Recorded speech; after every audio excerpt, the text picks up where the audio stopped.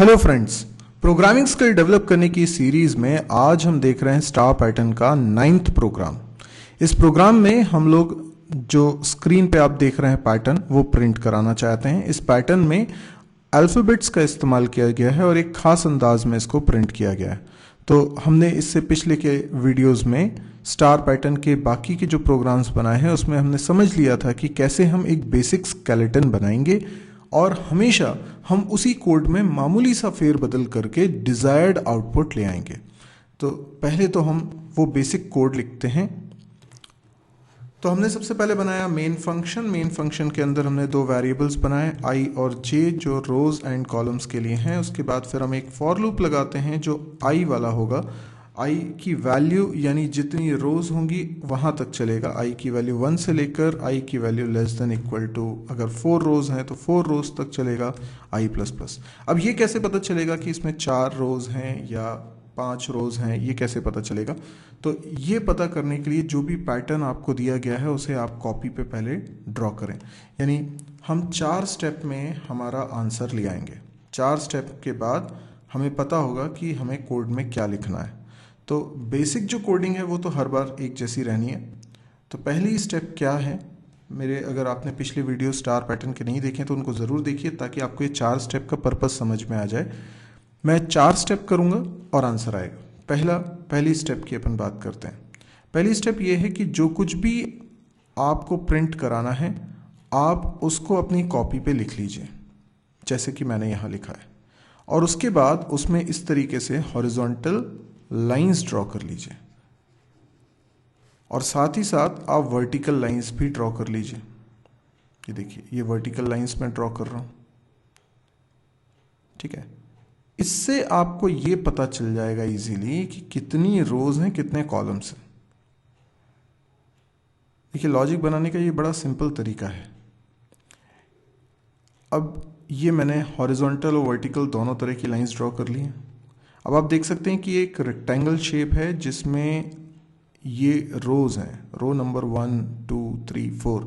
तो इससे मुझे पता चला कि 4 रोज हैं। ये आई की वैल्यूज यानी जो हम फॉर लूप लगा रहे हैं अपने प्रोग्राम में, आई का इस्तेमाल हम रो नंबर के लिए कर रहे हैं और जे का इस्तेमाल हम कर रहे हैं कॉलम नंबर्स के लिए। तो देखिए कितने कॉलम्स हैं, 3 4 5 6 7। तो 7 कॉलम्स। ये सब जे की वैल्यूज है, राइट। तो मुझे एक लूप लगाना है आई के लिए और एक लूप लगाना है जे के लिए। आई वाला लूप पहले लगेगा जो 4 बार चलेगा और जे वाला लूप 7 बार चलेगा। तो यहाँ पर मैंने आई वाला लूप लगा लिया है। इस लूप की बॉडी ये बना ली मैंने और इसी के अंदर मैंने एक और फॉर लूप लगाया जिसमें कि जे वेरिएबल लेता हूँ जिसकी वैल्यू 1 से लेकर, इस एग्जाम्पल के हिसाब से जैसे कि मैंने स्टेप 1 में तय किया 7 टाइम्स चलना चाहिए, तो मैंने 7 तक चला लिया। आप देख सकते हैं यहाँ पर 2 फॉर लूप लगे हैं। दूसरा वाला फॉर लूप पहले फॉर लूप के अंदर है, यानी इसमें हम बोल सकते हैं कि लूप की नेस्टिंग की जा रही है। अब इसके अंदर क्या करना है, इसके अंदर एक इफ कंडीशन लिखनी है। अगर ये इफ कंडीशन ट्रू होती है तो हम प्रिंट करा देंगे अल्फाबेट। अभी आपने इससे पहले वो शेप प्रिंट कराया हुआ है जिसमें कि यहाँ पे कैरेक्टर्स की जगह स्टार प्रिंट होगा। ये हम पहले प्रोग्राम बना चुके हैं। अगर आपने नहीं देखा है तो कोई बात नहीं, मैं एक बार फिर से उसको रिकॉल करा देता हूँ। यहाँ पर पहले तो आप इमेजिन कर दीजिए, कैरेक्टर्स के बारे में मत सोचिए क्योंकि अभी आपका फोकस हट जाएगा और 2 चीज़ों को आप एक साथ नहीं सोच पाएंगे। हम पहले क्या करते हैं, पहले ये मानते हैं कि हमें ये शेप प्रिंट कराना है। एक बार शेप प्रिंट हो जाए तो फिर हम कैरेक्टर्स भी प्रिंट करा लेंगे। तो अभी सब जगह पर मैं स्टार प्रिंट करना चाहता हूँ। ठीक है, अभी कैरेक्टर्स भूल जाइए, सब जगह स्टार प्रिंट करना चाहता हूँ। तो पहले हम शेप पे फोकस हो रहे हैं। तो स्टार प्रिंट करना है तो मुझे स्क्रीन पे स्टार प्रिंट करने के लिए प्रिंटफ में स्टार लिखना पड़ेगा और एल्स जिन जगहों पे स्टार प्रिंट नहीं होगा उन जगह पर प्रिंट होना चाहिए स्पेस। तो मैं पूरे प्रोग्राम में या तो स्टार प्रिंट करा रहा हूँ या फिर स्पेस प्रिंट करा रहा हूँ। देख सकते हैं कुछ जगह पर स्पेस प्रिंट हो रही है, राइट। अब किन जगहों पे स्टार प्रिंट हो रहा है, किन जगहों पे स्पेस प्रिंट हो रहा है, वो हमें समझना पड़ेगा क्योंकि यहाँ इफ की कंडीशन में हम कुछ ऐसा लिखना चाहते हैं कि वो तभी कंडीशन ट्रू हो जब हम स्टार प्रिंट कराना चाहते हैं। तो आई और जे की कुछ पर्टिकुलर वैल्यूज हैं जिन पर हम स्टार प्रिंट कराना चाहते हैं। तो अब हम करेंगे स्टेप नंबर 2। स्टेप नंबर 2 क्या है? स्टेप नंबर 2 में हम i और j की वैल्यूज़ लिखेंगे। i और j की वैल्यूज़ इस हिसाब से लिखेंगे कि सिर्फ वही वैल्यूज़ हम लिखें जिन पर स्टार प्रिंट होना है। मतलब i की वैल्यू 1 है तो पहली लाइन की बात हो रही है, और j की वैल्यू अगर 1 है तो पहले कॉलम की बात हो रही है, यानी आप इस ब्लॉक की बात कर रहे हैं, पहला वाला। i की वैल्यू 1 है और j की वैल्यू 2 है तो हम पहली लाइन के इस दूसरे कॉलम की बात कर रहे हैं। तो इस तरीके से एक यूनिक पोजीशन हम डिफाइन कर सकते हैं with the help of combination of i and j।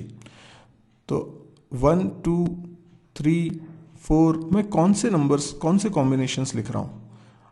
i की वैल्यू 1 है तो j की वैल्यू 1 2 3 4 5 6 7 इनमें से कुछ भी होगी, स्टार प्रिंट होना है। मतलब स्टार प्रिंट कब कब होगा, सिर्फ उन कॉम्बिनेशंस को लिखिए।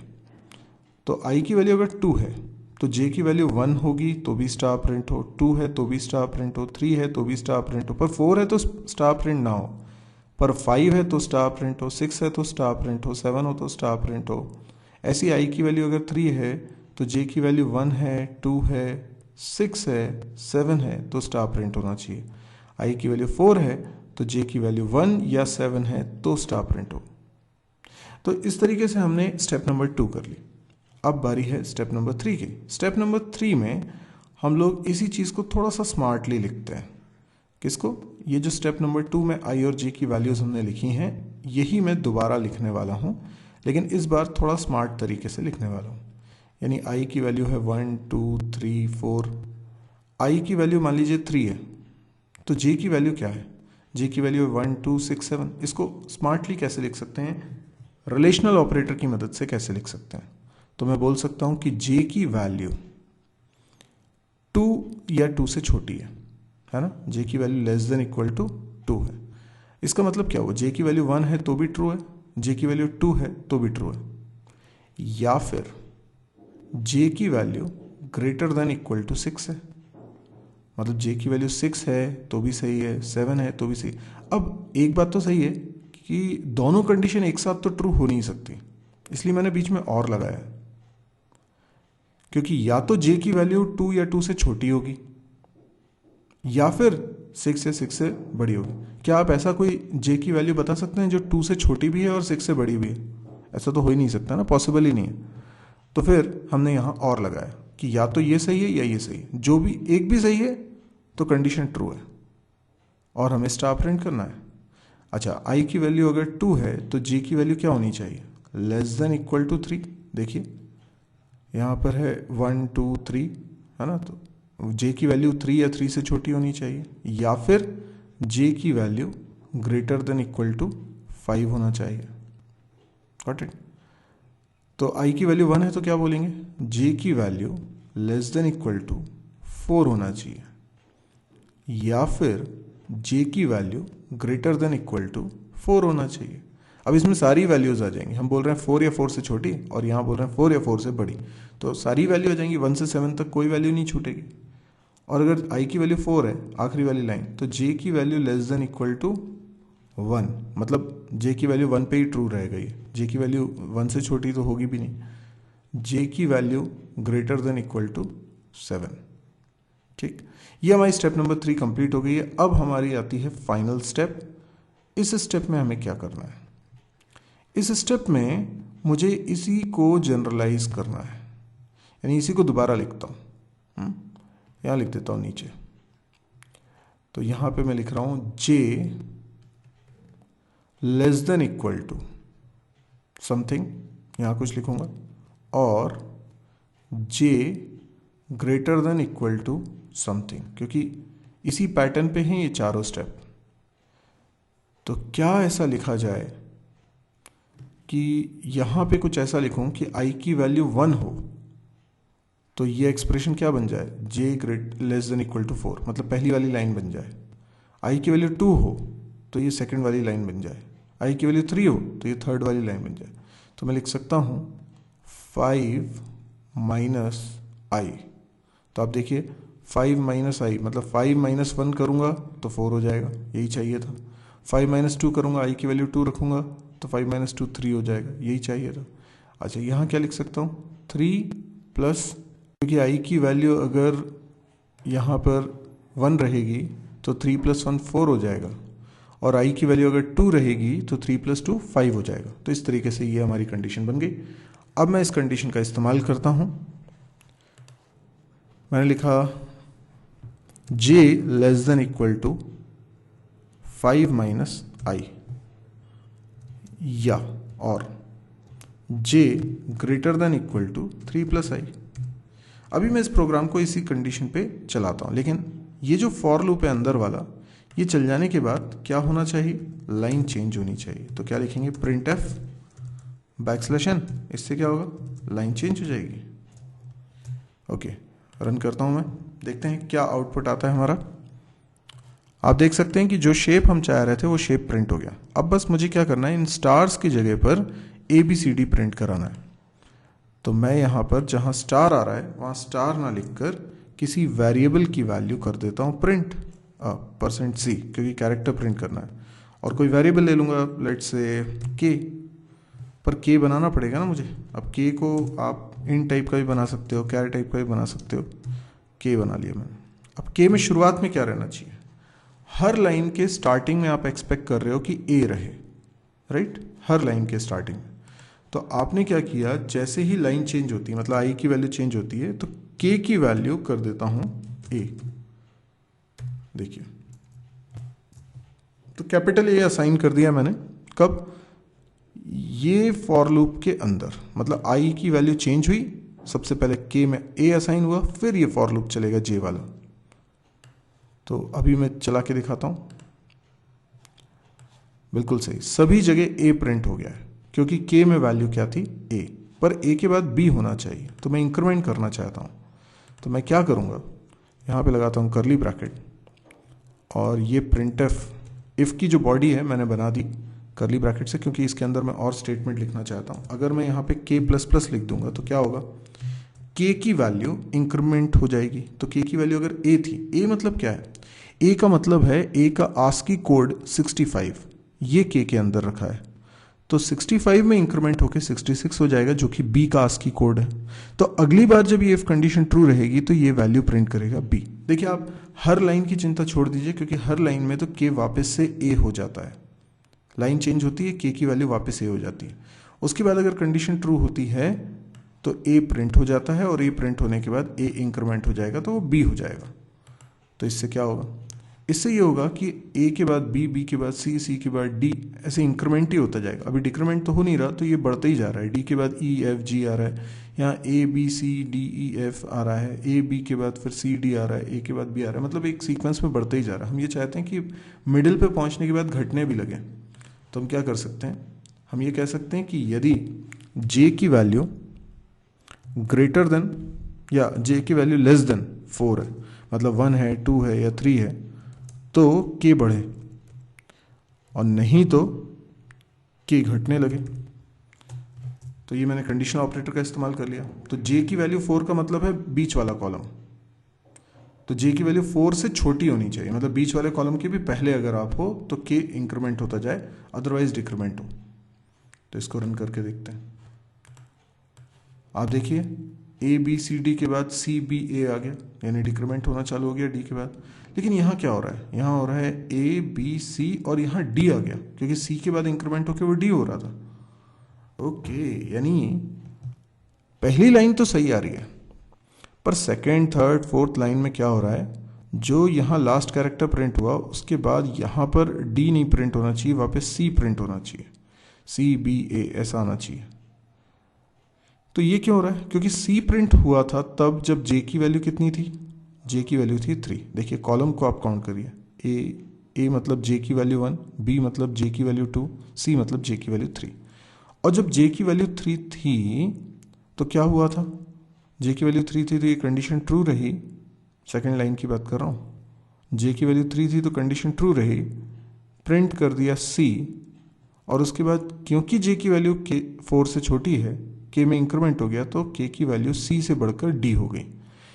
अगली बार जब j की वैल्यू 4 होगी तो ये कंडीशन हो जाएगी फॉल्स, और हम एल्स में आ जाएंगे, और एल्स में तो वैसे भी हम क्या प्रिंट कर रहे हैं, स्पेस।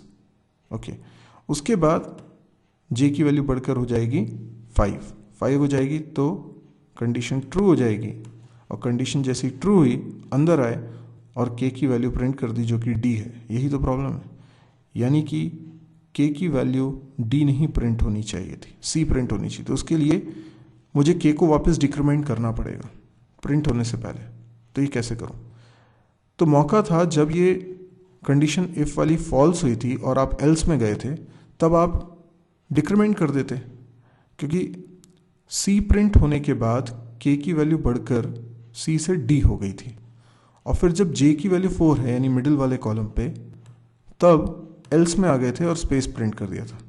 यहाँ पर स्पेस तो प्रिंट करना है, लेकिन साथ में हम एक और काम करते हैं। क्या करेंगे? हम k को डिक्रीमेंट कर देंगे। इससे क्या होगा, वो जो एक्स्ट्रा इंक्रीमेंट हो गया है ना, वो वापस से बैलेंस हो जाएगा और डिक्रीमेंट हो जाएगा। लेकिन अगर मैं तीसरी या चौथी लाइन की बात करूं तो वहां स्पेस 3 बार प्रिंट हो रहा है या 5 बार प्रिंट हो रहा है, तो प्रॉब्लम ये होगी कि k एक से ज़्यादा बार डिक्रीमेंट हो जाएगा। तो जैसे ये a के बाद b प्रिंट हुआ है, b के बाद फिर वो डिक्रीमेंट होगा तो a हो जाएगा, और डिक्रीमेंट होगा तो फिर @ का सिंबल बन जाएगा, और डिक्रीमेंट होगा तो फिर कोई कैरेक्टर बन जाएगा, वो प्रिंट हो जाएगा। ये नहीं चाहते 3 बार डिक्रीमेंट ना हो, एक ही बार डिक्रीमेंट हो। तो मैंने यहाँ मिडिल कॉलम लिख दिया, मैंने लिख दिया यदि j की वैल्यू 4 है तो k में डिक्रीमेंट करना वरना मत करना। मतलब क्या होगा, अब एल्स में आप चाहे कितनी भी बार आओ, जैसे तीसरी वाली लाइन के हिसाब से एल्स में आप 3 बार आओगे, चौथी वाली लाइन के हिसाब से एल्स में आप 5 बार आओगे, लेकिन उन 3 बार या 5 बार में j की वैल्यू 4 तो एक ही बार रहेगी ना, और जब रहेगी तब k डिक्रीमेंट होगा, तो k डिक्रीमेंट एक ही बार होगा। अभी मैं इस प्रोग्राम को रन करता हूं, तो देखिए जैसा आउटपुट हम चाहते थे बिल्कुल वैसा ही आउटपुट आ गया। तो आई गेस आपको ये प्रोग्राम समझ में आया होगा। हमने किस तरीके से इस प्रोग्राम को बहुत सिंपल बना लिया, 4 स्टेप करके हम सिर्फ शेप डिसाइड कर सकते हैं। उसके बाद जो मुझे कैरेक्टर्स यहाँ प्रिंट करने हैं उसके लिए मैंने एक एक्स्ट्रा वेरिएबल k लिया। तो आई होप आपको ये प्रोग्राम अच्छे से समझ में आया होगा, और यदि नहीं समझ में आया तो आप एक बार और रिपीट करके देखिए, क्योंकि हो सकता है कि थोड़ा सा टफ है, एकदम लॉजिक समझ में नहीं आ रहा हो, तो आप खुद थोड़ा उसको 2-3 बार वीडियो देखकर समझ सकते हैं।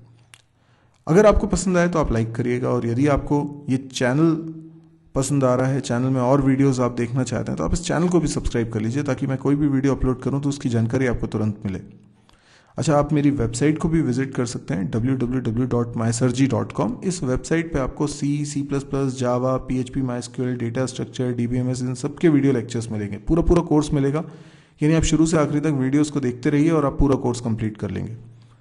इसके अलावा आपको प्रोग्रामिंग एक्सरसाइज की वीडियो सीरीज़ भी इस साइट पे मिलती है, आप कैंपस प्रिपरेशन से रिलेटेड वीडियो सीरीज़ भी आपको मिलती है। और सबसे बड़ी बात है, इसमें डेली वीडियोस अपलोड करता हूँ, यानी जब भी आप इस वेबसाइट को विजिट करेंगे आप देखेंगे उसमें कुछ नए वीडियोस अपलोड हो चुके हैं, तो आपके लिए इसमें कंटेंट हमेशा बढ़ता रहेगा। अब अगर आपको लगे कि ये बहुत यूज़फुल है, यूज़फुल क्यों है? क्योंकि एक तो हिंदी में मटेरियल वैसे भी कम मिलता है, तो हिंदी में आपको मिल रहा है। दूसरा, फ्री ऑफ कॉस्ट मिल रहा है, कोई चार्ज नहीं है। तो ये कारण है कि मैं चाहता हूँ कि सब जगह तक एजुकेशन पहुँचे और फ्री में पहुँचे, सब लोग पढ़ सकें, ये मेरा मकसद है। अब इस मकसद को फुलफ़िल करने के लिए मैं इन वीडियोस को ज़्यादा से ज़्यादा लोगों तक पहुँचाना चाहता हूँ, इसलिए मैंने यूट्यूब पे रखा है। और यूट्यूब पे ढूंढने में दिक्कत जाए तो ये मेरी वेबसाइट है, और वेबसाइट पे आपको इजीली सबके लिंक मिल जाएंगे। लेकिन मैं फ्री में प्रोवाइड करना चाहता हूँ, इसलिए मैं बहुत ज़्यादा मार्केटिंग नहीं कर पा रहा हूँ, मैं बहुत ज़्यादा लोगों तक इसको पहुँचा नहीं पा रहा हूँ। तो अभी आप देखिए मेरे बहुत ही कम सब्सक्राइबर हैं। अगर आप देखेंगे तो मेरे 4-5 चैनल्स चल रहे हैं और सब मिला के कुछ 17,000-18,000 सब्सक्राइबर हैं। तो आप लोग प्लीज़ इसको शेयर करिए, अगर वाकई में ये मीनिंगफुल है, यूज़फुल है, तो कई लोगों तक अभी पहुँचे ही नहीं है। आप प्लीज़ इनको शेयर करिए, लोगों तक पहुँचाइए। आप फेसबुक वॉल पे पोस्ट कर दीजिए, वीडियो को कर सकते हैं, जो वीडियो आपको अच्छा लगता हो, अमेजिंग लग रहा हो, वो आप वीडियो अपलोड कर दीजिए, या फिर आप मेरी वेबसाइट का लिंक अपलोड कर सकते हैं, शेयर कर दीजिए। बस इतना सा करना है आपको, फेसबुक पे शेयर करना है, इतना सफिशिएंट है। आप लोगों को मेरी वेबसाइट का नाम बता सकते हैं। ठीक है, थैंक यू।